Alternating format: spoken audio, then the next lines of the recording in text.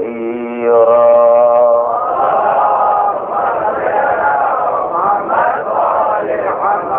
أما بعد فقد قال الله الحكيم في كتابه الكريم: بسم الله الرحمن الرحيم. نون والقلم وما يسطرون. ما أنت بنعمة ربك بمجنون. وإن لك لأجرا غير ممنون. وإنك لعلى خلق عظيم. فستبصر ويبصرون بأيكم المفتون. صلوات الله.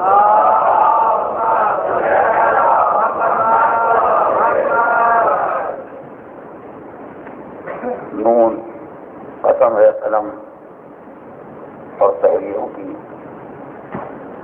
پیغمبر آپ اپنے پروردگار کی نعمت کی بنیاد پر مجنون نہیں ہیں. آپ کے لیے وہ وجہ اجر ہے جس کا سلسلہ تمام ہونے والا نہیں، اور آپ بلند ترین اخلاق کی منزل پر فائز ہیں. عنقریب آپ بھی دیکھ لیں گے اور یہ ظالم بھی دیکھیں گے کہ مجنون کون ہے، دیوانہ کون ہے. آیات کریمہ کے ذیل میں جو سلسلہ کلام فضائل اور رذائل کے عنوان سے آپ کے سامنے پیش کیا جا رہا تھا، اس کے چوتھے مرحلے پر انسانی نفس کی ایک اور فضیلت اور انسانی نفس کی ایک اور عیب کی نشاندہی کرنا ہے. یقین کے بعد انسانی نفس کا سب سے بڑا کمال ہے توحید پروردگار کا اقرار، اور انسانی نفس کی سب سے بڑی کمزوری کا نام ہے شرک. توحید اور شرک کا مسئلہ ہر دور میں اہمیت کا مالک تھا اور آج بھی اہمیت کا مالک ہے، لیکن آج کے دور میں یہ مسئلہ غالباً گزشتہ زمانوں سے زیادہ ہی اہمیت اختیار کر لیا ہے. اس لیے کہ گزشتہ ادوار میں توحید کے وہ معنی نہیں تھے جو آج 20ویں صدی میں پیدا ہو گئے. کل عقیدہ توحید رکھنے کے بعد بھی انسان کے لیے بہت سے اعمال کی گنجائش تھی، اور کسی نے ان اعمال کو عقیدہ توحید کے خلاف نہیں قرار دیا. مسلمان سرکار دو عالم کو سلام بھی کرتے تھے، مسلمان سرکار دو عالم کے لیے قیام بھی کرتے تھے، مسلمان اولیاء اللہ کا مرنے کے بعد احترام بھی کرتے تھے، مسلمان آستانوں کو بوسہ بھی دیا کرتے تھے، مگر ان میں کوئی عمل توحید پروردگار کے خلاف نہیں سمجھا جاتا تھا. 20ویں صدی میں عقیدہ توحید نے اتنی ترقی کر لی اور اس میں اتنا جمود اور ایسی خشکی پیدا ہو گئی کہ اب عقیدہ توحید کے معنی فقط عقیدے کے اعتبار سے دنیا سے رابطہ توڑ لینا نہیں ہے، بلکہ احسان فراموشی کا نام ہے توحید.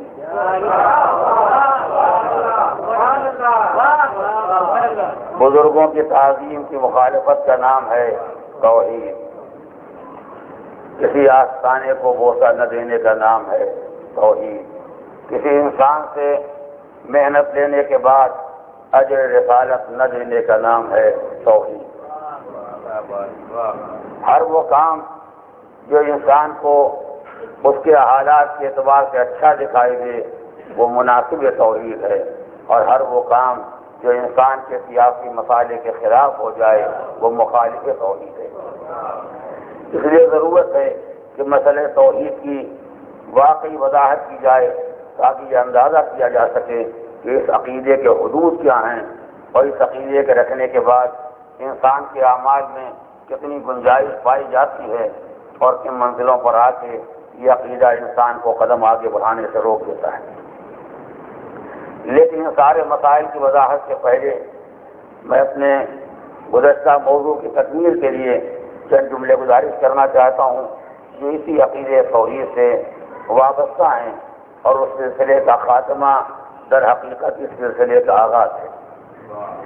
انسانی زندگی کی اصلاح کے لیے 8 وسائل 8 ذرائع ہوتے ہیں جو انسانی زندگی کی اصلاح کرتے ہیں اور انسان کو برائیوں سے روکتے ہیں۔ دیکھنا یہ ہے کہ ان سارے وسائل اور ذرائع کے درمیان یقین کی جگہ کہاں ہے اور یقین کا مرتبہ اور اس کی عظمت کیا ہے۔ وہ چیزیں جو انسان کو برائیوں سے روکتی ہیں، وہ چیزیں جو انسانی معاشرے میں اصلاح پیدا کرتی ہیں، ان چیزوں میں پہلی چیز کا نام ہے عقل۔ دیوانے سے یہ توقع نہیں کی جا سکتی کہ وہ اصلاح کرے گا، دیوانے سے یہ امید نہیں رکھی جا سکتی کہ وہ برائیوں سے پرہیز کرے گا۔ دیوانے کے سامنے جو آ جائے گا اسے پتھر مار دے گا، چاہے پتھر مارنے کا حقدار ہو چاہے حقدار نہ ہو۔ دیوانے کے سامنے جو شے آ جائے گی اسے استعمال کر لے گا، چاہے دنیا کا کوئی قانون اجازت دیتا ہو یا اجازت نہ دیتا ہو۔ اسی لیے دین اسلام نے بھی اپنے قوانین کو دیوانوں سے ہٹا لیا تاکہ اتنا شعور تو انسان میں رہے کہ اسلام عقل والوں کے لیے آیا ہے، دیوانوں کے لیے نہیں آیا۔ اور عزیزان محترم، یہ انتہائی حیرت انگیز بات ہے کہ وہ اسلام کے اپنے کسی ایک قانون کو دیوانے سے وابستہ نہیں کرنا چاہتا۔ عزیزوں، میرے لفظوں کو آپ توجہ کریں گے، اسلام نے اپنے سارے واجبات، سارے محرمات، سارے احکام، سارے قوانین کو دیوانوں سے ہٹا لیا۔ دیوانے کے لیے کوئی واجب نہیں ہے، دیوانے کے لیے کوئی شے حرام نہیں ہے، دیوانے کے لیے مستحبات نہیں ہیں، دیوانے کے لیے مکروہات نہیں ہیں۔ یعنی وہ اسلام جو اپنے ایک قانون کے لیے گوارا نہیں کرتا کہ اس کا دیوانے سے رابطہ ہو جائے، اس اسلام کے پیغمبر کے بارے میں سوچا جائے کہ دماغ وہ کیا ہے۔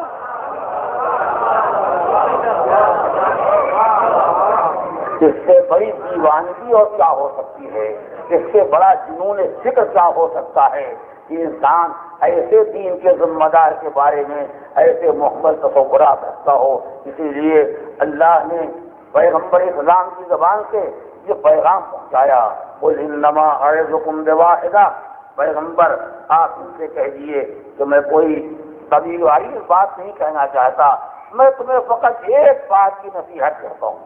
توجہ ہو، قل انما اعظکم بواحدہ، انما فقط میں تمہیں موعظت نصیحت کرتا ہوں فقط ایک بات کی، بس اتنی سی بات مان لو، اس کے آگے کوئی مسئلہ نہیں۔ پیغمبر آپ کہہ دیے کہ میں تمہیں فقط ایک بات کی نصیحت کرتا ہوں، وہ ایک بات کیا ہے؟ ان تقوموا للہ مثنی و فرادی، اللہ کے لیے اٹھو، چاہے اکیلے اٹھو چاہے دو کی جماعت کے ساتھ اٹھو، فرادا اٹھو یا جماعت کے ساتھ، اکیلے اٹھو یا دو اٹھو۔ اٹھ کے کیا کرو گے؟ تم تفکروا، اس کے بعد سوچو۔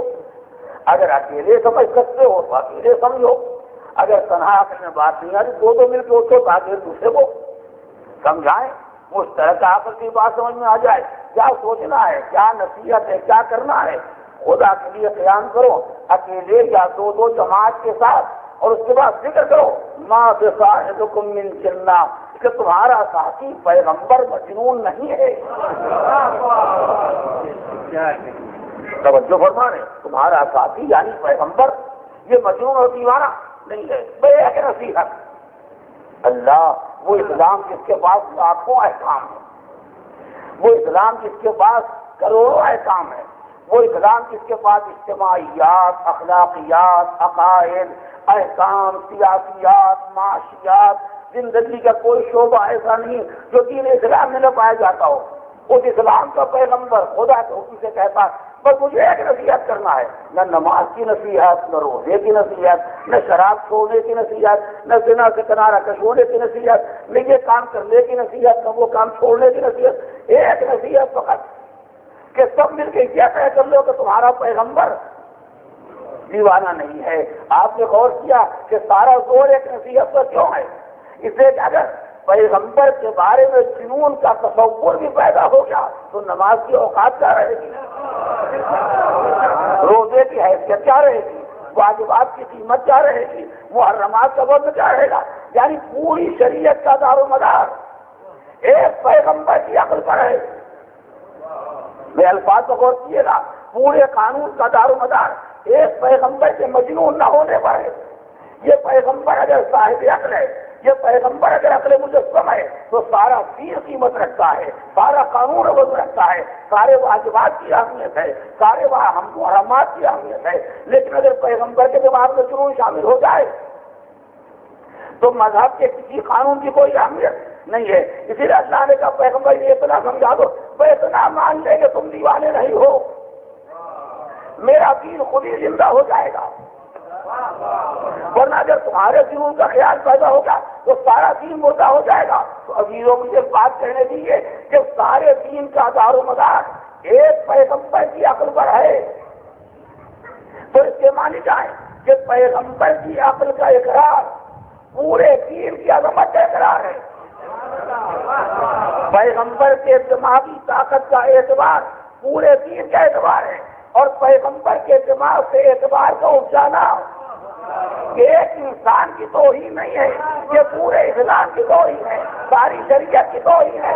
اگر نبی کا اعتبار نہیں تو اسلام میں کسی شے کا اعتبار نہیں. اس طرح پورے محمد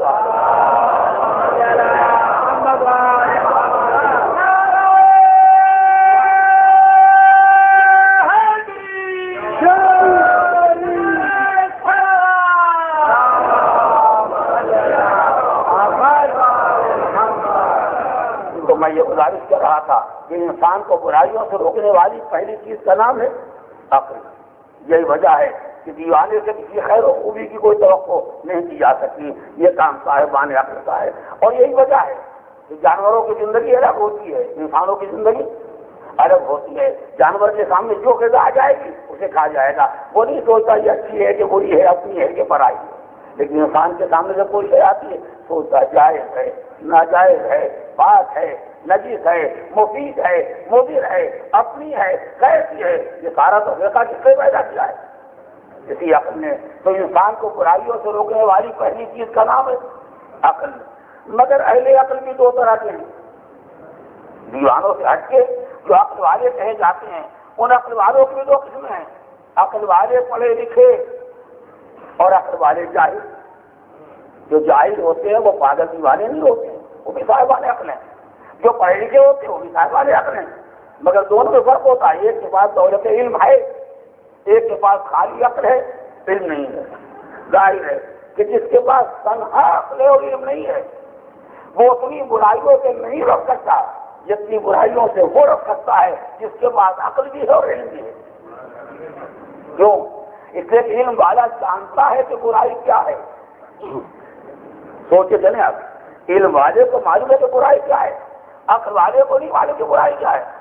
ہو سکتا ہے برائی کو برائی سمجھتا ہو سکتا ہے اچھائی کو برائی سمجھتا ہو.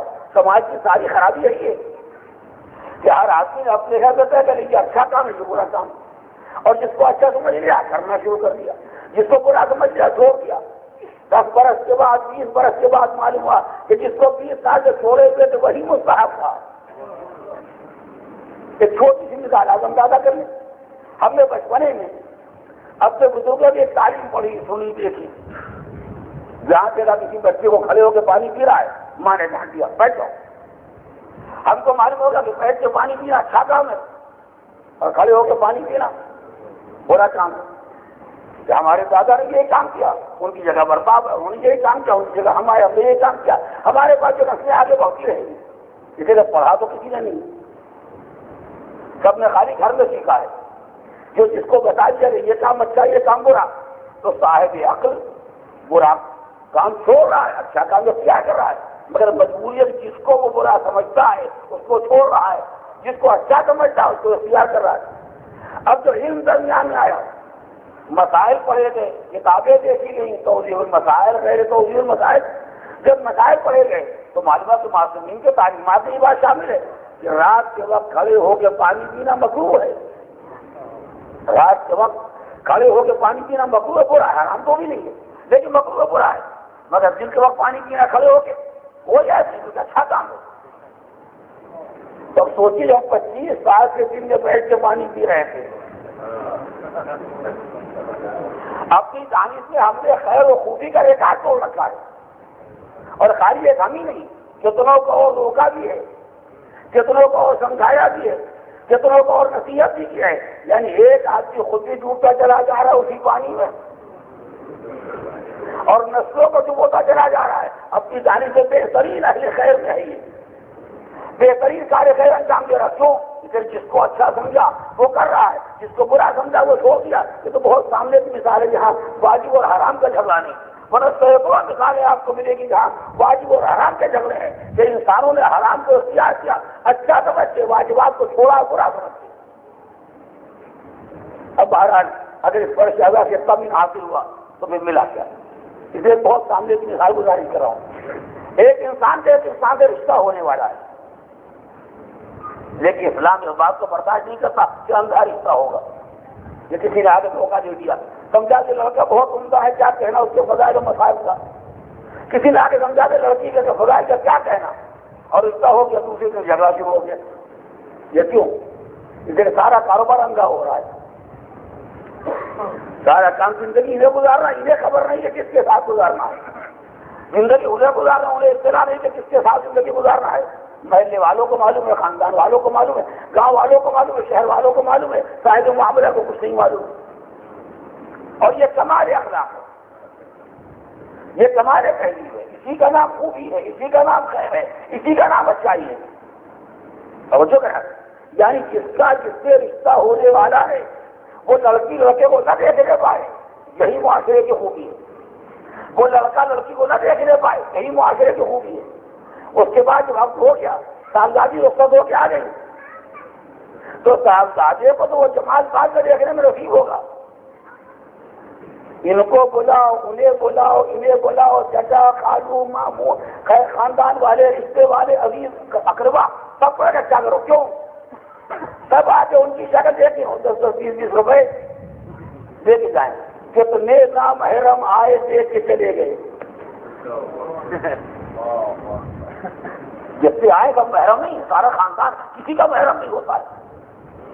اب ان تفصیلات تو پہلے آپ جانتے ہی ہیں، نہیں جانتے مسئلے پڑھیں گے۔ سارا خاندان کسی کے لیے محرم نہیں ہوتا، ہزاروں، سینکڑوں، درجنوں نامحرم آگے چہرے کو دیکھے، اور سب نے اس کا نام اخلاق رکھا، سب نے اس کا نام تہذیب رکھا، سب نے اس کا نام کار خیر رکھا، سب کی نظر میں بہترین کام ہوا۔ بلکہ اگر کوئی انکار کر دے ہم نہ دیکھیں گے، کہ ہم تو پہلے ہی جانتے تھے کہ خاندان سے ان کا کوئی جھگڑا چل رہا ہے۔ وہ غریب خوف خدا رکھتا ہے، یہ خوف خدا کو توڑوا کے جھگڑے جاننا چاہتے ہیں۔ اب وہ جانتا خدا نے شکل کو دیکھنا میرے لیے حرام بنایا، میں کیسے دیکھوں گا؟ لیکن جیسے دیکھنے سے انکار کر دیا، خاندان میں نیا جھگڑا پیدا ہو گیا۔ وہ تو ان کی شکل تک نہیں دیکھنا چاہتے، یعنی شکل دیکھنا محبت کی علامت ہے، حرام کرنا محبت کی علامت ہے، ناجائز کرنا محبت کی علامت ہے، شریعت کو پامال کر دینا تعلقات کی علامت ہے۔ حالانکہ قانون اسلام یہ تھا کہ جس کا جس سے رشتہ طے ہو گیا، اگر اسے ذرا شبہ ہے کہ شاید یہ لڑکی میرے واسطے قابل برداشت نہیں ہوگی، یا لڑکی کو شبہ ہے کہ شاید یہ لڑکا میرے واسطے قابل برداشت نہیں ہوگا، اسلام نے دونوں کو اجازت دی ہے کہ ایک دوسرے کی شکل دیکھ سکتے ہیں، تفریحاً نہیں ہے، رشتے کے لیے غلط پہ کھڑے ہو کے نہیں، جس سے رشتہ طے ہوا ہے اس کی بات ہو رہی، ورنہ چوراہے پہ کھڑے ہو کے ہم نے شادی کرنا ہے، اب کوئی ادھر سے گزر نہیں نہ پائے، ایسا اسلام میں قانون نہیں ہے۔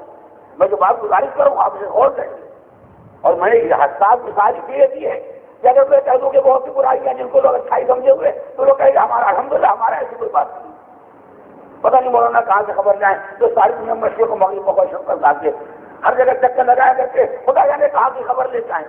نہیں، میں آپ کے گھر سے خبر لے کے آیا ہوں، میں اپنے معاشرے سے خبر لے کے آیا ہوں، میں اپنے ملک گاؤں خاندان قبیلے سے خبر لے کے آیا ہوں۔ آپ کا میرا خاندان، آپ کا میرا ملک الگ نہیں ہے، یہ ہمارے سماج کا حال ہے یا نہیں؟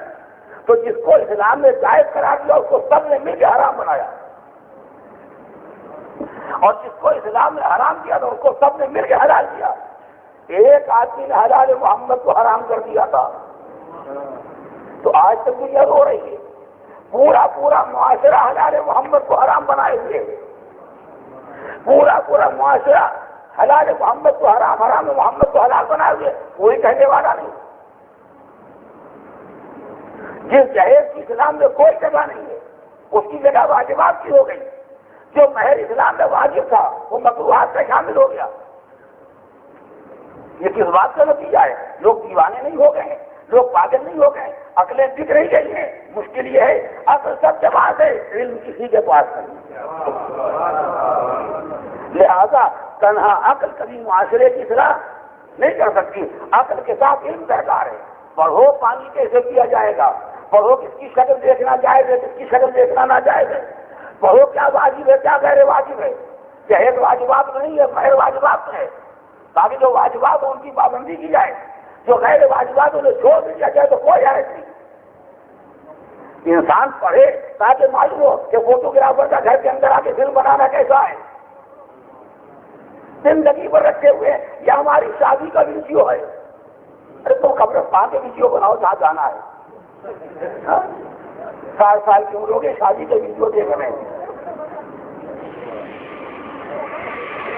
ہاں کسی کے گھر میں قبرستان کا ویڈیو نہیں ہے، سب کے گھر وہی ویڈیو بنے ہوئے ہیں، یہ فلاں خاتون ہے، یہ فلاں خاتون، یہ فلاں خاتون، یہ فلاں خاتون ہے، جن کی شکل کو دیکھنا اسلام نے حرام کرا دیا، وہ اس دن بھی دیکھی گئی۔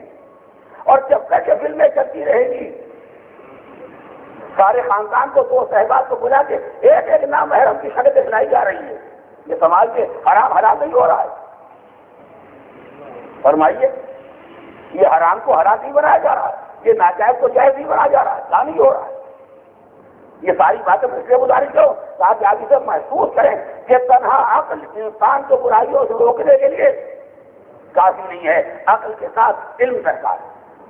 تو پہلی شے جو برائی سے روکنے والی اس کا نام ہے عقل، دوسری چیز جو روکنے والی ہے اس کا نام ہے علم۔ مگر پروردگار جانتا تھا کہ تنہا علم اگر برائیوں سے روک سکتا ہوتا تو پڑھے لکھے کیوں احمق بن جاتے، پڑھے لکھے کیوں برائیاں کرتے؟ زیادہ پروردگار نے انسان پر ایک نیا احسان کیا کہ انسان کے نفس کے اندر، انسان کی روح میں، انسان کے باطن میں، انسان کے داخل میں ایک ایسی طاقت رکھی کہ جیسے برائی سامنے آئے فوراً ٹوکے۔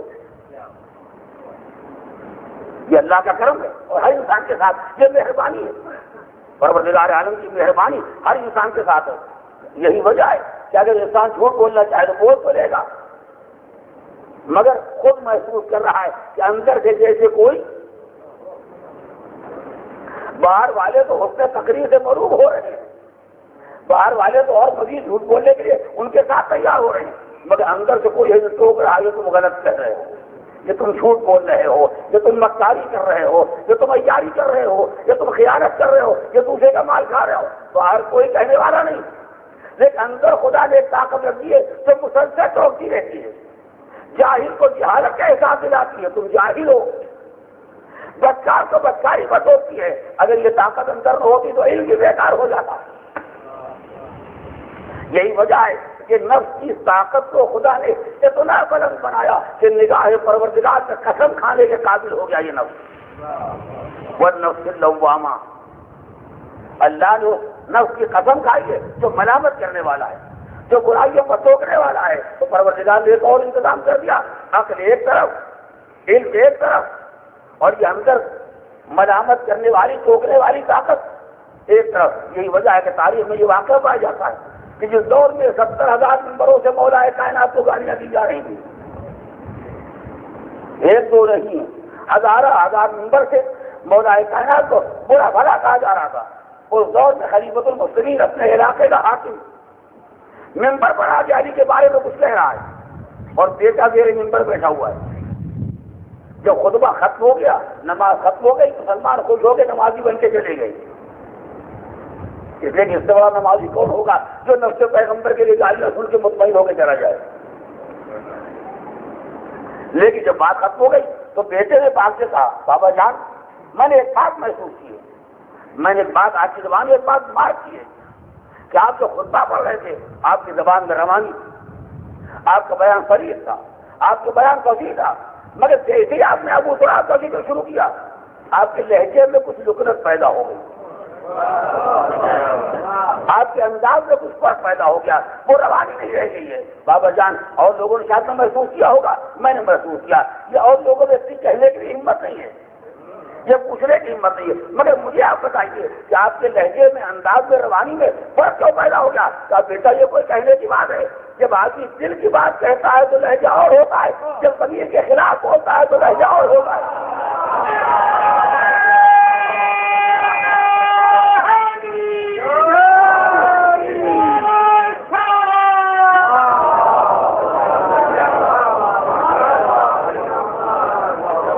مولا کائنات کے نمائندے کی حیثیت سے جناب کریم ماہ ابن علی شام میں آئے، حاکم شام کے دربار میں حاکم شام سے گفتگو شروع کی، اور جو ایک سوال، جو ایک جملہ حاکم شام کی زبان پر آیا، جناب کریم ماہ نے اس کے مقابلے میں فصیح ہو کر تقریر شروع کر دی۔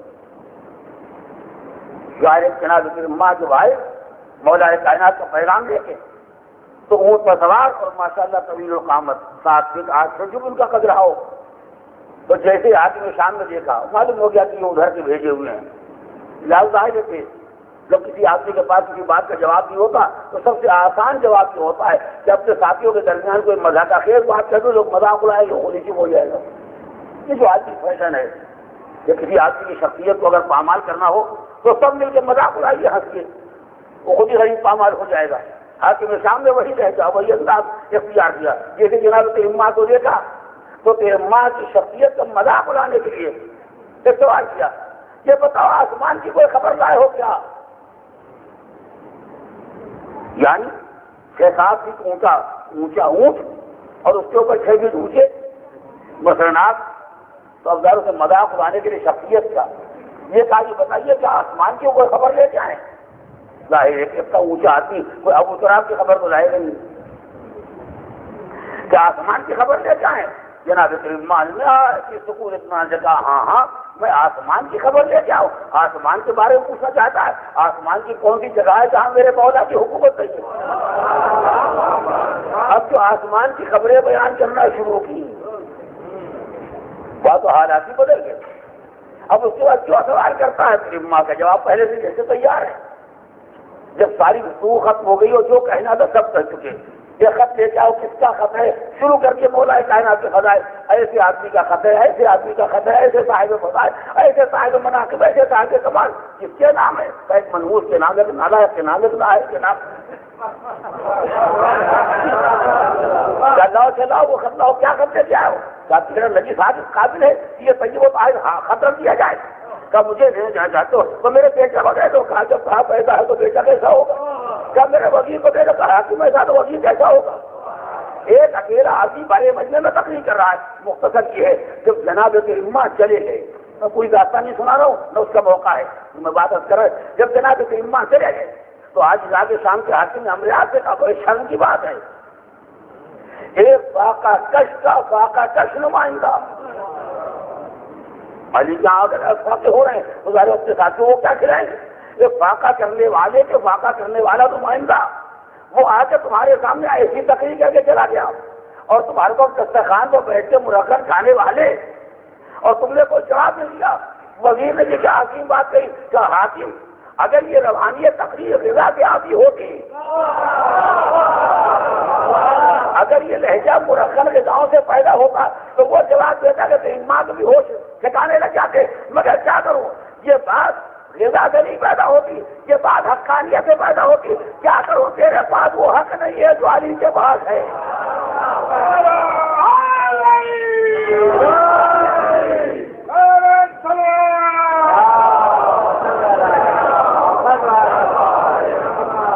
تو عزیزان محترم، پہلی شے جو انسان کو برائیوں سے روکنے والی وہ عقل، دوسری چیز جو روکنے والی وہ ہے علم، تیسری شے وہ اندر کی طاقت ہے جو نفس کے اندر پروردگار نے رکھی ہے، جس کا نام رکھا گیا ہے نفس لوامہ۔ یہ ملامت کرنے والا، یہ ٹوکنے والا، یہ انسان کو ہوش میں لانے والا، مگر یہ ساری طاقتیں بھی برائیوں سے روکنے کے لیے کبھی کبھی ناکافی ہو جاتی ہے، تب قانون کا سہارا لینا پڑتا ہے۔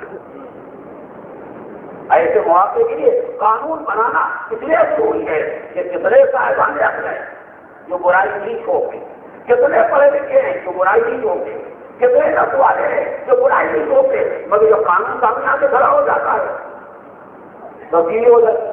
یا اس کے برابر مراد اللہ آئیے بیٹھ جائیے بیٹھ جاتا تو بیٹھ جائیے جب گھر سے آئیے تو آئیے بیٹھ جائیے آئیے سوال ملے گا آگے ملے گا سوچیے کیا ہو رہا ہے وہ ملے گا گھر سے پولیس کام سے آگے بڑھ لو نہ کرو جب کی شرافت سے آگے بیٹھ گئے یہ تو اپنی مولا جی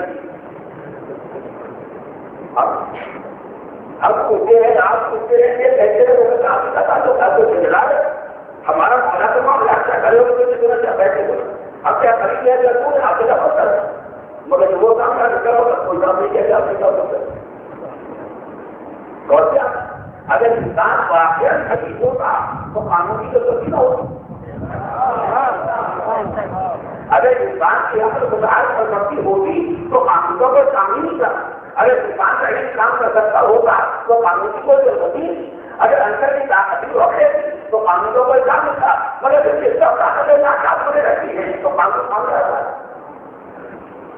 مگر کبھی کبھی ایسا ہوتا ہے قانون کی ناکام ہو جاتا ہے اس لیے قانون کو ماننے کے لیے چاہیے اس کے بعد سے تربیت رکھنی چاہیے اب صحیح اپنے گھروں میں دیکھا کر کے جب کی بات کے مانے اپنے بچے کو کچھ سمجھانا تھا اور دیکھا کر وہ چار مانگے کے لیے بیٹا کہتے بیٹھا ہوا پولیس آ رہی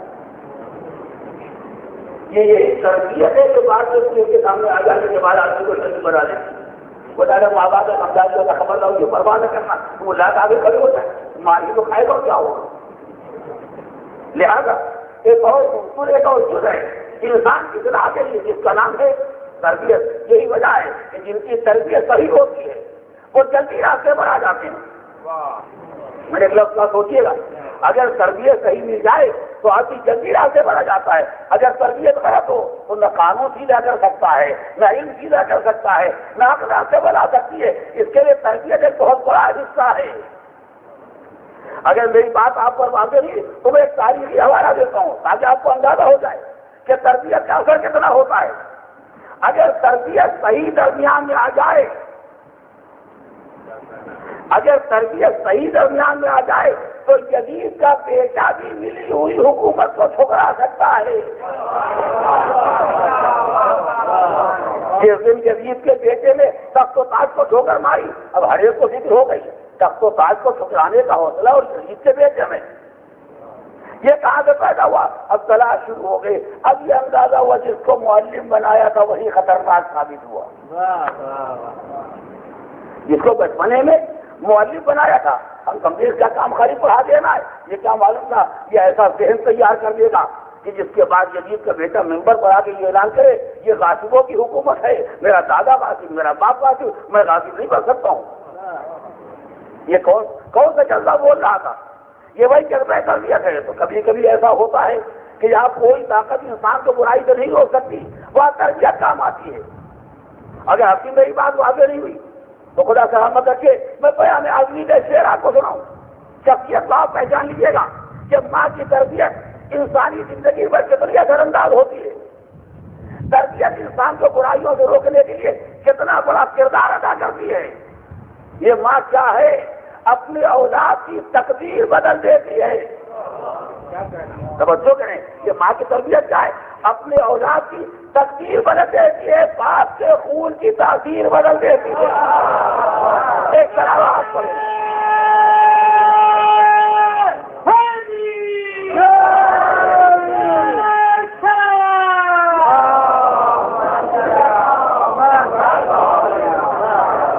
عزیزان محترم میں بات کو مختصر کرنا چاہتا ہوں تو ہماری پہلی طاقت ہے جس کا نام ہے عقل دوسری طاقت کا نام علم تیسری قوت ہے نفس لوامہ چوتھی طاقت ہے قانون پانچویں طاقت ہے تربیت اگر یہ ناکافی ہو جائے گھر کی تربیت ماں باپ کی تربیت بزرگوں کی تربیت اگر یہ بھی ناکافی ہو جائے تو ایک نیا سہارا آگے بڑھا جس کا نام ہے امر بالمعروف اور نہی عن المنکر یہ اسلام نے جو امر و نہی کو واجب قرار دیا ہے یہ کیوں اگر یہ پچھلے پچھلے سارے مقدمات یہ سارے وسائل اگر انسان کی اصلاح کے لیے کافی ہو جاتے تو اسلام کبھی نہ کہتا کہ ہر مسلمان پر واجب ہے کہ دوسروں کو برائیوں کی ہدایت دے ہر مسلمان پر واجب ہے کہ دوسروں کو برائیوں سے روکے اور نیکیوں کی ہدایت دے یہ نیکیوں کی ہدایت دینا برائیوں سے روکنا یہ وجوب اسی لیے آیا ہے کہ اگر تنہا قانون نہ روک سکے اگر تنہا تربیت نہ روک سکے تو ٹوکنے والے روکیں گے جب انسان نیکی کو چھوڑے گا اور کوئی چوکے گا تو اختیار کرے گا،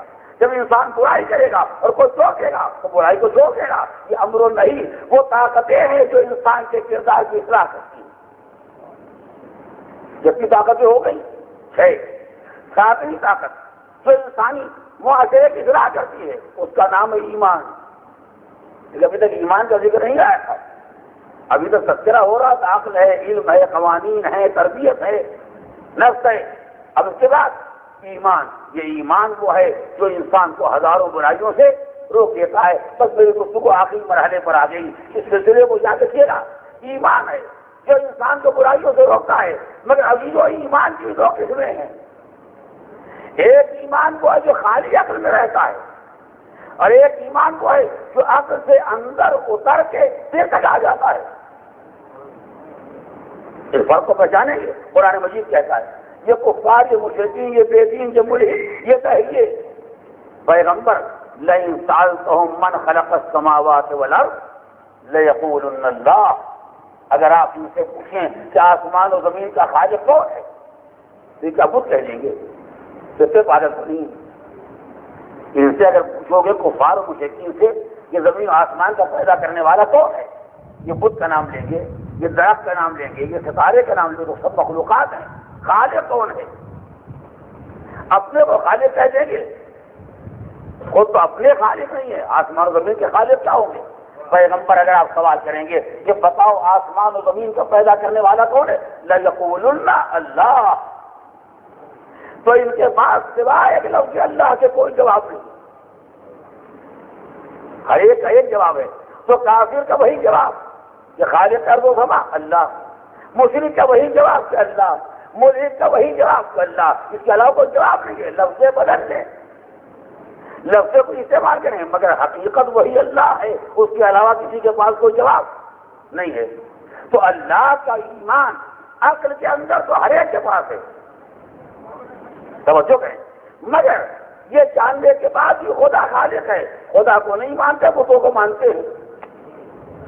یہ کہنے کے بعد بھی خدا خالق ہے، خدا کو نہیں مانتے، افراد کو مانتے ہیں، خدا کو نہیں مانتے، درخت کو مانتے ہیں، خدا کو نہیں مانتے، کیا سورج کو مانتے ہیں۔ کیوں؟ اس لیے کہ یہ ایمان ابھی عقل میں ہے۔ کاش میری بات ظاہر ہو، ابھی تک یہ ایمان عقل میں ہے۔ اب اس کے بعد ایک آخری منزل رہ گئی کہ جب تک ایمان عقل میں رہے گا تب تک ایمان بھی انسان کو برائیوں سے نہیں ہو سکے گا۔ جب ایمان دھیرے دھیرے عقل سے آگے بڑھ کے دل کی گہرائی میں اتر جائے گا، اب یہ وہ منزل آ گئی ہے کہ کیا انسان برائی کا تصور بھی نہیں کر سکتا ہے، اور ایمان جب دل میں اتر جاتا ہے تو اسی کا نام ہوتا ہے یقین۔ عزیزوں میری اتنی دیر کی محنت ظاہر کیے گا، یہی ایمان جب انسان کی دل کی گہرائیوں میں اتر جائے تو اسی ایمان کا نام ہوتا ہے یقین۔ وَلَٰكِن لِّيَطْمَئِنَّ قَلْبِي۔ ابراہیم کیا دیکھنا چاہتے ہو؟ خدایا مردوں کو کیسے زندہ کرتا ہے؟ کیا تمہیں میرے احیائے موقع پر ایمان نہیں ہے؟ کیا تمہارا یہ ایمان نہیں ہے کہ میں مردوں کو زندہ کر سکتا ہوں؟ کہا بھلا، خدایا ایمان تو ہے، وَلَٰكِن لِّيَطْمَئِنَّ قَلْبِي، مگر اطمینان قلب چاہتا ہوں، اطمینان قلب چاہتا ہوں۔ یہ اطمینان کیوں چاہتا ہوں؟ اس لیے کہ ایمان کے بعد آخری مرحلے کا نام ہے اطمینان قلب، اور اطمینان قلب جب پیدا ہوگا تو یقین سے پیدا ہوگا، شک سے نہیں پیدا ہوگا۔ تو مجھے کہنے دیے کہ جس کو عقل نہ روک سکے، جس کو علم نہ روک سکے، جس کو نفس نہ روک سکے، جس کو تربیت نہ روک سکے، جس کو قانون نہ روک سکے، جس کو امر و نہی نہ روک سکے، اسے روکنے والا کون؟ یقین۔ تو جس کے پاس یقین نہیں ہے، ساری طاقتیں مل جائے، جب بھی برائی کا خطرہ رہے گا، کاش میری بات واضح ہو جائے، ساری قوتیں مل جائیں جب بھی غلطی کا امکان رہے گا، لیکن اگر یقین میدان میں آ جائے، یقین اگر میدان میں آ جائے تو پھر برائی کا کوئی امکان نہ رہ جائے گا۔ لہذا جب کسی انسان کی اچھائی برائی کو دیکھنا ہو تو اس کی عقل سے نہ دیکھو۔ عزیزو آپ متوجہ ہیں، اس کے علم سے نہ دیکھو، اس کی تربیت سے نہ دیکھو، اس کی قوت یقین سے دیکھو کہ جس کے پاس کتنا یقین ہے، جس کے پاس اتنا یقین ہوگا اس کے پاس اتنا ہی خیر ہوگا. اور میں نے کیا یقین اس طاقت کا نام ہے جو شک کو برداشت نہ کرے. نہیں غور سے میں نے کیا کہا؟ یقین وہ درجہ ہے جو کسی شک کو برداشت نہیں کر سکتا. تو ہر خیر وہاں ہوگا جہاں یقین ہے، اور خیر ہمیشہ خطرے میں رہے گا اگر یقین نہ ہو. اور یقین نہ ہونے کے معنی یہ کہ شک ہو، تو جہاں جہاں شک ہے وہاں خیر یقین نہیں ہو سکتا. بلکہ اور واضح کہوں، زندگی بھر کے بعد آج اگر آپ کو شک پیدا ہو جائے تو اس کے معنی کہ آپ کا خیر خطرے میں پڑ گیا. لیکن اگر زندگی شکی میں گزر جائے، خالی چھوٹے بڑے کا فرق ہے، جیسا آج ویسا کبھی نہیں، تو اس کے معنی ہے جب یقین یقینی نہیں ہے تو خیر بھی یقینی نہیں ہے. اب یقین اور شک کے دو مرحلے سن لیجیے. یہ دو لفظ تاریخ میں آج سے پوچھ رہی ہے. شک کی طرف سے آواز آتی ہے جیسا شک آج ہوا ویسا کبھی نہیں ہوا. اور یقین کی طرف سے آواز آ رہی جیسی نیند آج آئی ویسی کبھی نہیں آئی. ایک تلاوت پڑے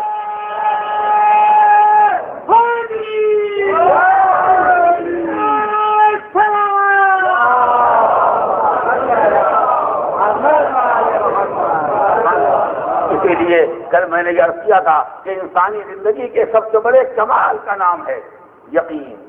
لیکن اب دوسرا مرحلہ گفتگو کا یقین کس بات کا یقین؟ سب سے بڑا سب سے پہلا یقین ذات واجب کا یقین. پروردگار عالم کی طرف سے انسان کو یقین اور اطمینان قلب پیدا ہو جائے. کتنے ایسے ہیں کہ جو خدا کے ماننے والے ہیں مگر دلوں میں کہیں خدا کا پتہ نہیں، دلوں میں کہیں خدا کا تصور نہیں ہے. فقط زبانوں پر خدا ہے یا ذہنوں میں خدا ہے مگر دلوں میں وجود خدا اور عظمت خدا کا احساس نہیں پیدا ہوا. یہ افراد اہل یقین نہیں ہیں. اہل یقین کی منزل اس سے کہیں زیادہ بلند تر ہوتی ہے کہ جن کو وجود خدا کا ایسا اطمینان ہو کہ دل کی گہرائیوں میں کوئی نہیں ہے سوائے پروردگار. معبود نے اپنے بندوں کو کتنا عظیم شرف دیا ہے. یہ پھر یہ اعلان کیا تھا قلب المومن عرش الرحمان. مومن کا دل پروردگار کا عرش ہے. تم کیا سمجھے عرش خدا کوئی تخت ہے جہاں خدا بیٹھا ہوا ہے؟ ہوگا کسی جہاں تخت نہیں، کہیں بیٹھتا بھی ہوگا مگر عرش الہی کے معنی کیا ہیں؟ پروردگار عالم نے جس جگہ کو اپنی منزل بنایا وہی عرش الہی. معبود نے جس منزل کو اپنی جگہ قرار دیا وہی عرش الہی ہے. پروردگار کہتا ہے اگر اس عرش کی عظمتوں کو نہیں پہچاننا چاہتے ہو اور نہیں پہچان سکتے تو اتنا پہچان لو کہ میں نے مومن کے دل کو اپنا عرش بنایا. میں کہیں نہ ملوں گا، نہ منافق کے دل میں، نہ کافر کے دل میں، نہ بے دین کے دل میں. اگر میں ملوں گا تو مومن کے دل میں. اگر تم اپنے دل کے اندر مجھے پا لو تو سمجھو مومن ہو. اگر تمہارے دل میں میری جگہ ہے تو تم صاحب ایمان ہو، اور اگر تمہارے دل میں میری جگہ نہیں ہے تو تم صاحب ایمان نہیں ہو. اس لیے کہ میں نے صاحب ایمان کے دل کو اپنا عرش بنایا ہے. لہذا صاحب ایمان وہ ہے جو توحید پروردگار کا اعتراف بھی رکھتا ہو اور توحید پروردگار کی طرف سے اطمینان بھی رکھتا ہو، منزل یقین پر فائز ہو. دنیا کی کوئی شے قابل یقین ہو یا نہ ہو مگر ہر یقین کا سرچشمہ وہ ذات اقدس ہے کہ جس سے کل کائنات کا وجود ہے. یہ توحید پروردگار جو اسلام کا پہلا پیغام ہے، قولوا لا الہ الا اللہ تفلحوا، لا الہ الا اللہ کہو. اسی میں فلاح ہے، اسی میں نجات ہے، اسی میں کامیابی ہے. اس کے علاوہ انسانی زندگی کی کامیابی کا کوئی راز نہیں ہے سوائے توحید پروردگار. خاتمہ کلام میں یہ چند لفظ آپ سن لیں، انشاءاللہ وضاحت میں کل آپ کے سامنے گزارش کروں گا. یہ توحید پروردگار اس کے 4 حصے ہیں. یہ ہمارا بنیادی عقیدہ ہے. یہ خیال نہ پیدا ہو یہ ہماری زندگی کا الگ کوئی مسئلہ ہے. ہمارا پہلا عقیدہ جہاں سے مذہب شروع ہوتا ہے، پہلا عقیدہ اول توحید. جب اصول دین بچوں کو یاد کرائے جاتے ہیں تو ان کو یہی بتایا تھا اول توحید، یعنی اصل بنیاد اساس توحید الہی ہے. اگر توحید نہیں ہے تو نہ رسالت، نہ امامت، نہ قیامت، کوئی شے نہیں ہے. اس لیے یہ سب اسی توحید کے شعبے ہیں، اسی کے نتائج. تو پہلا مرحلہ ہے توحید پروردگار کا. توحید کے بارے میں 4 طرح کے عقائد درکار ہیں جن کو ہمارے دلوں کے اندر رکھنا چاہیے. بس 4 لفظ ہیں آج اور وضاحت کریں. توحید کے بارے میں 4 طرح کے عقائد ہیں جن کو ہر مسلمان کے دل میں ہونا چاہیے. اس کے بغیر کوئی مسلمان نہیں کہا جا سکتا. پہلا عقیدہ توحید ذات کہ پروردگار عالم کی ذات اقدس وہ ایک ہے. ایسی اکیلی ذات، ایسی یکتائی، ایسی وحدانیت، ایسی اکائی کہ جہاں کسی طرح کے دو کا کوئی تصور ہی نہ پایا جاتا. میں وضاحت بعد میں گزارش کروں گا، یاد رکھیے گا. توحید کے بارے میں پہلا ایمان یہ ہے کہ ذات پروردگار ایک ہے، وہ ذات اکیلی ہے، وہ یکتا ہے، اس میں ہر طرح کی اکائی پائی جاتی ہے، کسی طرح کے دو کا کوئی تصور نہیں ہے. ورنہ ہمارے ہاں تو چائے کی ایک پیالی کا نام بھی ایک ہی ہے. اگر کوئی آدمی آپ کے آیا اور آپ نے چائے پلا دی، نے کہا آج تو ماشاء اللہ کی بڑی خاطر ہوئی، تو کیا خاطر؟ خالی چائے. حالانکہ خالی چائے نہیں ہے، چائے ہے، پانی ہے، شکر ہے، دودھ ہے، 4 نعمتیں لا کے رکھ دی اور آپ اس کو خالی ایک چائے کہہ رہے ہیں. لیکن کیا کریں، ہمارے اس کو بھی ایک کہا جاتا ہے. یہ جو 4 سے مل کے بنی ہے، اس چائے کو ایک ہی تو کہا جائے گا، 2 تو نہیں کہا جائے گا. اگر کوئی آپ کی کہا جناب فلاں صاحب میرے آئے تھے، میں 4 چیزیں ان کو دی، ماشاءاللہ کافی خاطر کی، اور بعض تحقیق سے معلوم ہے خالی ایک پیالی چائے ملا کے روانہ کر دیا. ہر آدمی کہے گا بڑے جھوٹے ہیں، حالانکہ بالکل سچا وہی ہے،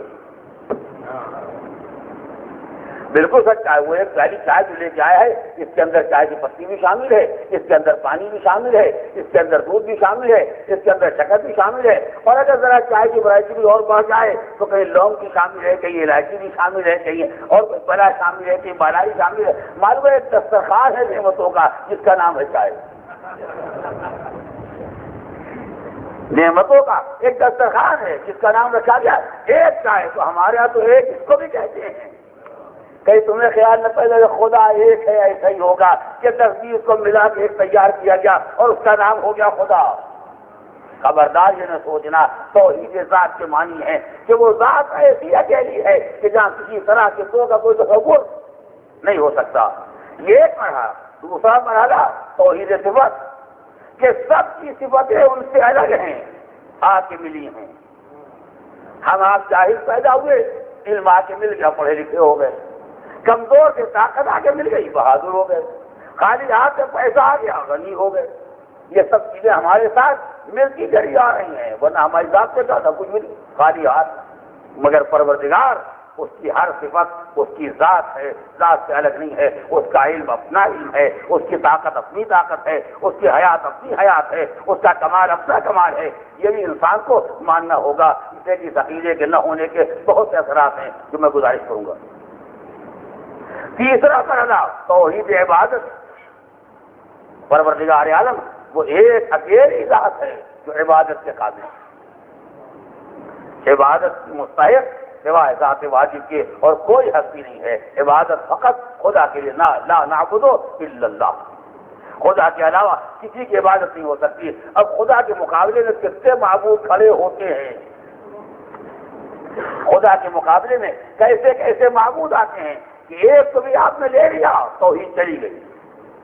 جب سب کو ٹھکرائیں گے تب توحید مکمل ہوگی. توحید عبادت یہ انسانی زندگی کا سب سے بڑا مسئلہ ہے، اور یہیں سے فتنے بھی شروع ہوتے ہیں جن کی وضاحت کل گزارش کروں گا. بات تمام کر رہا ہوں. تو توحید ذات، توحید صفات، توحید افعال اور مرحلے توحید عبادت یعنی معبود فقط خدا ہے، اس کے علاوہ کوئی معبود نہیں ہے. وہ کسی کو کچھ بنا دے گا تو کچھ ہو جائے گا، ورنہ اس کے سامنے، اس کے مقابلے میں کسی کی کوئی حیثیت نہیں ہے. حقیقت کے قابل اطاعت بھی کوئی نہیں ہو سکتا اگر خدا قابل اطاعت نہ بنائے. بس جلدی جلدی سنو ابھی لو تاکہ میں منظر مسائل تک آپ بولے ہوں. کوئی قابل اطاعت بھی نہیں ہو سکتا اگر خدا قابل اطاعت نہ بنائے. کوئی قابل تعظیم بھی نہیں ہو سکتا اگر خدا قابل تعظیم نہ بنائے. کوئی قابل احترام بھی نہیں ہو سکتا اگر خدا قابل احترام نہ بنائے. کوئی قابل مدح بھی نہیں ہو سکتا اگر خدا قابل مدح نہ بنائے. جو کچھ انسان کے پاس ہے سب خدا کا کرم ہے، اس کی مہربانی ہے. جب یہ ایمان پیدا ہو جائے گا تب توحید ہوگی. ورنہ خدا بھی ہے، صنم بھی ہیں، خدا بھی ہے، کرسی بھی ہے، خدا بھی ہے، دولت بھی ہے، خدا بھی ہے، اقتدار بھی ہے. یہ شرک ہے، توحید نہیں ہے. توجہ کریں، خدا کو سجدہ ہو رہا ہے مگر اقتدار کے سائے میں، خدا کو سجدہ ہو رہا ہے مگر دولت کے سائے میں، خدا کو سجدہ ہو رہا ہے مگر کرسی کے سائے میں، خدا کو سجدہ ہو رہا ہے مگر خواہشات کے سائے میں. یہ ساری چیزیں شرک کی ہیں، اس کا توحید سے کوئی تعلق نہیں. اگر توحید والوں کو دیکھنا ہے تو کربلا میں آ کے دیکھو. نمازیں تو ادھر بھی تھیں، سجدے تو ادھر بھی تھے، عبادت تو ادھر بھی ہو رہی تھی، کلمہ ادھر بھی پڑھا جا رہا تھا، مگر دوہرے عقائد. خدا کو بھی سجدہ، یزید کے حکم کو بھی سجدہ. خدا کے سامنے بھی سر جھکا ہوا ہے، اقتدار کے سامنے بھی سر جھکا ہوا ہے، خدا کے سامنے بھی سر جھکا ہوا ہے، دولت کے سامنے سر جھکا ہوا ہے. مگر وہ 72 جو حسین نے منتخب کیے تھے، یہ وہ بارگاہ خدا میں سجدہ کرنے والے تھے جن کی نگاہ میں نہ دولت سجدے کے قابل، نہ حکومت سجدے کے قابل، نہ جبروت و سلطنت سجدے کے قابل، نہ کوئی سر جھکانے کے لائق. اگر کوئی سر جھکانے کے قابل ہے تو طلحہ کے معبود. یہ توحید کے مرقع تھے جو کربلا کے میدان میں جمع ہو گئے. اور یہی ایمان مردوں میں، یہی ایمان عورتوں میں، یہی ایمان بچوں میں، یہی ایمان جوانوں میں. کسی کو کسی کی پرواہ نہیں ہے. اگر فکر ہے تو فقط ایک پروردگار کی، وہ ہم سے راضی ہو جائے، وہ ہم سے راضی ہو جائے، ہمارے اتنا کافی ہے اور ہمیں کچھ نہیں چاہیے. زندگی کی وہ نعمتیں عزیزوں، زندگی کی وہ نعمتیں جن کو کوئی نہیں چھوڑ سکتا. بڑے سے بڑا مسلمان، کربلا والوں نے سب کو ٹھکرا دیا. کون ہے جو خدا کی خاطر پانی سے بے نیاز ہو جائے گا؟ کون اللہ کا ماننے والا ایسا ہے کہ جہاں حکم خدا اگر پانی سے ٹکرا جائے تو پانی کو چھوڑ دے حکم خدا کے لیے؟ کون ایسا ہے جو حکم خدا کے سامنے جھکتا ہو بھوک کے مقابلے میں؟ کون ایسا ہے جو حکم خدا کے سامنے جھکتا ہو 30,000 کی فوج کے مقابلے میں؟ کون ایسا ہے جو حکم خدا کے سامنے سجدہ کرتا ہو اقتدار کے مقابلے میں؟ مگر کربلا نے سارے مرقع جمع کر دیے. سرداری کو ٹھوکر مار دی خدا کے لیے، پانی کو ٹھکرا دیا خدا کے لیے، راحت و آرام کو ٹھکرا دیا خدا کے لیے. یہ وہ توحید کے نمونے ہیں جنہوں نے اپنے کردار سے ثابت کیا کہ بس ایک خدا کے بندے ہیں، خدا کے علاوہ کوئی ہمیں جھکا نہیں سکتا، کوئی ہمیں جھکا نہیں سکتا. میں ساری تاریخ کربلا اگر آپ کے سامنے گزارش کروں تو اس کے لیے ہفتے مہینے درکار ہیں، مگر چونکہ انصار حسین ابن علی کا ذکر کرنا ہے لہذا ایک منزل ایمان پر، ایک منزل توحید پر دو کرداروں کا تذکرہ کروں گا. ایک سب سے پرانا کردار، ایک سب سے نیا کردار، تاکہ اندازہ ہو کہ حسین کی بارگاہ میں آنے کے بعد انسان اس منزل عقیدہ پر فائز ہوتا ہے جس کے لیے سن و سال درکار نہیں ہے، جن کے لیے مدت اور زمانہ درکار نہیں ہے. اس کا کردار بھی کربلا میں دیکھا جو بچپنے کا جانثار ہے. بس عزیزو، اس کی زندگی، اس کا عقیدہ، اس کا ایمان، اس کی بلندی کردار، اسے دیکھو جو بچپنے جو حسین کا جانثار ہے، اور اسے بھی دیکھو جو ابھی حسین کی خدمت میں آیا. مگر منزل عقیدہ میں کوئی فرق نہیں دکھائی دیتا، منزل ایثار میں کوئی تفریقہ نظر نہیں آتا. ایک حسین کے قدم میں آنے کا اثر یہ ہوا کہ حر میں وہ ارتقاء، حر کے ایمان میں وہ کمال پیدا ہو گیا جو کمال ایمان کل ہم حبیب میں دیکھ رہے تھے، زہیر میں دیکھ رہے تھے، مسلم اور برین میں دیکھ رہے تھے. وہی منزل ایمان آج حر میں نظر آ رہی ہے. ایک عقیدے کی خاطر، ایک ایمان کی خاطر کتنی قربانی. چاہنے والا دسترخوان پر بیٹھا ہے. کسی نے دروازے پر آ کے دق الباب کیا، پوچھا کون؟ تو انا برید الحسین، میں حسین کا قاصد. حسین کا نام آ جائے، فرزند رسول کا نام بر آ جائے، دین کا پیغام آ جائے، اور اس کے بعد کھانے والا دسترخوان تو بیٹھا ہے، ناممکن ہے. اٹھے، دوڑ کے گئے، خط لیا، آنکھوں سے لگایا، سر پر رکھا، لفافہ چاک کیا. من الحسین ابن علی الی الرجل الفقیر. یہ خط حسین ابن علی کا ہے، ایک مرد فقیر کے نام. حبیب تم تو دین پہچانتے ہو، تم تو مذہب جانتے ہو، تم تو اسلام کے تعلیمات سے آشنا ہو، اے حبیب تم تو وہ قرابت بھی جانتے ہو جو میرے اور پیغمبر کے درمیان، تم وہ رشتہ بھی جانتے ہو جو میرے اور نبی کے درمیان ہے، میں نبی کی بیٹی کا بیٹا ہوں، تم جانتے ہو۔ ایک بات اگر نہیں جانتے تو میں بتا دوں کہ میں نرغہ آدھا میں گرتا جا رہا ہوں، حبیب میں مصیبتوں میں مبتلا ہوتا جا رہا ہوں، اگر ممکن ہو تو آؤ میری مدد کو، اگر ممکن ہو تو آؤ میری نصرت کے لیے آؤ۔ حبیب نے خط کو پڑھا، آنکھوں میں آنسو آ گئے، اب دسترخوان پر کھانا نہیں کھا سکتے۔ زوجہ نے کہا حبیب کس کا خط ہے؟ کہا نبی کے لال حسین ابن علی کا خط ہے۔ کہا کیا لکھا ہے؟ کہا حسین نے لکھا ہے میں نرغہ آدھا میں گرتا جا رہا ہوں، حبیب اگر ممکن ہو تو ہماری مدد کے لیے آؤ۔ زوجہ نے کہا حبیب تو کیا ارادہ ہے؟ کہا تمہیں تو معلوم ہے کہ زمانہ پرآشوب ہے، دنیا کے حالات خراب ہو گئے، ایسے حالات میں کون کس کی مدد کے لیے جا سکتا ہے؟ ایسے حالات میں کون جذبہ ایثار کا مظاہرہ کر سکتا ہے؟ یہ سننا تھا مومنہ کو جلا لا کیا حبیب۔ بڑے افسوس کی بات ہے، نبی کا لال بلائے اور تم حالات کا حوالہ دے رہے ہو، نبی کا لال آواز دے اور تم زمانے کا رنگ دیکھ رہے ہو۔ کہا مومنہ میں اگر تجھے چھوڑ کے چلا جاؤں تو تیرا کیا ہوگا؟ کہا میری کوئی فکر نہ کرو، اگر تم نہیں جا سکتے تم گھر میں بیٹھو بیٹھو۔ منزل ایمان میں مرد اور عورت کا کوئی فرق نہیں ہوا کرتا، یہ سننا تھا۔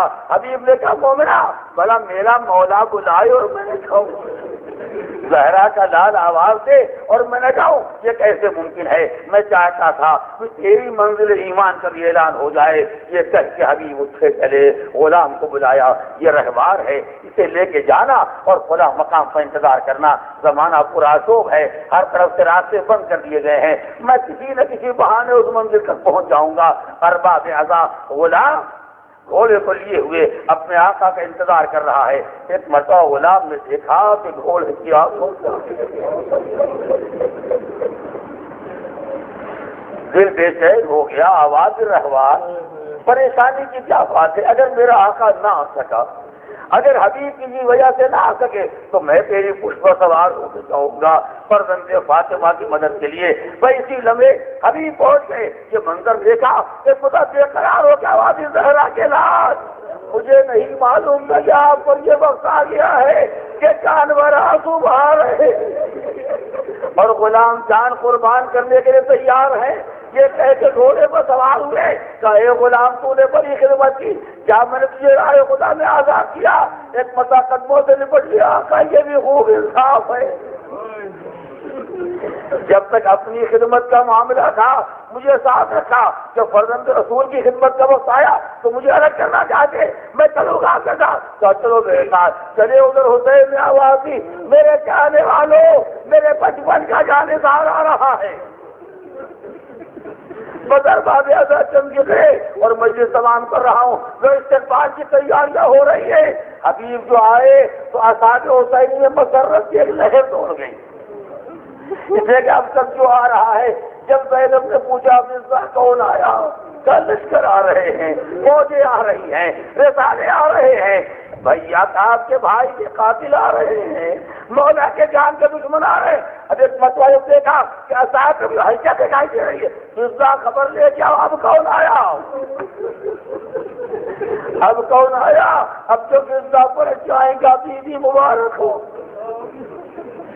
مبارک ہو۔ کہا مرزا کیا خبر لے کے آئی؟ کہا مولا کا بچپنے کا جانے تھا، آقا کا بچپن ایک حبیب آیا ہے۔ وہ جیسے زینب نے جو کرا سنا، اے مرزا جلدی جاؤ، جا کے حبیب سے میرا سلام کہنا اور کہنا حبیب تم نے بڑا کام کیا، کیسے وقت میں میرے ماں جائے کی مدد کے لیے آ گئے۔